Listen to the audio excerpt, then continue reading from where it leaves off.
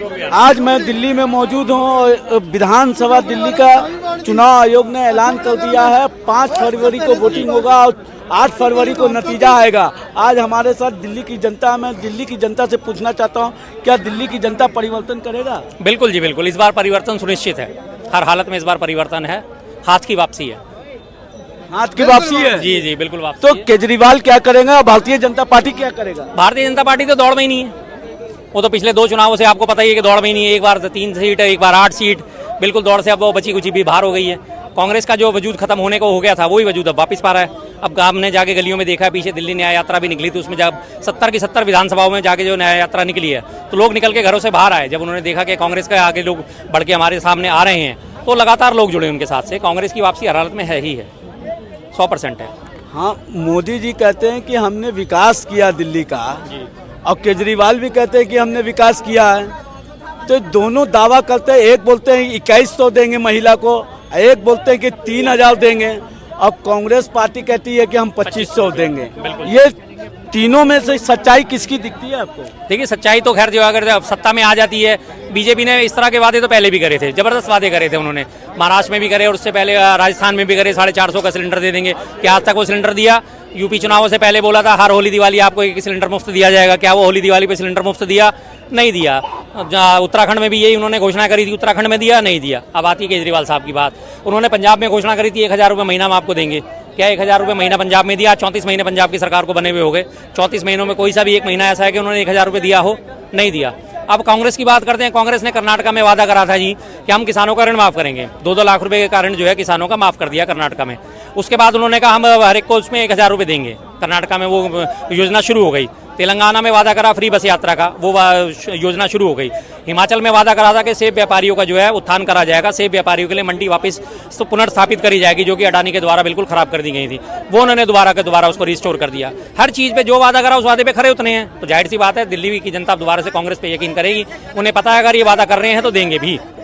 27 सालों से दिल्ली की जनता ने भारतीय जनता पार्टी को स्टेट में सरकार बनने नहीं दिया है, और लगातार 11वें साल में प्रवेश कर गए मोदी जी।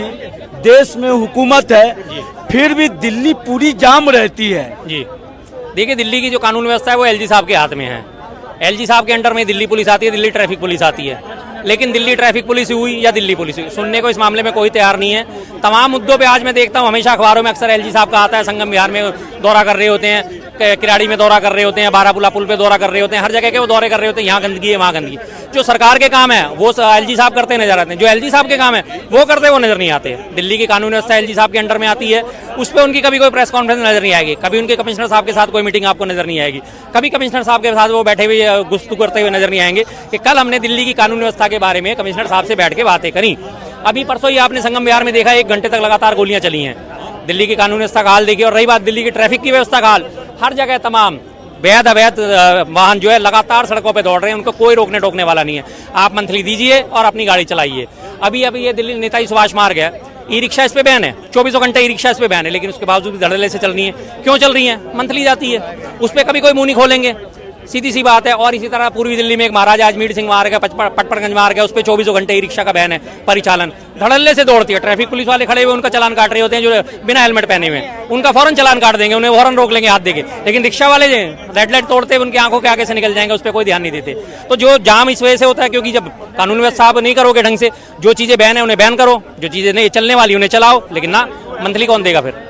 रमेश बिदोरी ने एक बात कहा है प्रियंका गांधी को लेकर, ये महिलाओं का लगातार भारतीय जनता पार्टी के नेता जहां भी सरकार है, मणिपुर हो, ये तमाम जगहों पर महिलाओं का अपमान कर रही है। इसको किस नजरिए से आप देखते हैं सर? देखिए जी, जिस पार्टी का नाम ही बेशर्म जनता पार्टी हो, उससे और आप क्या उम्मीद करेंगे?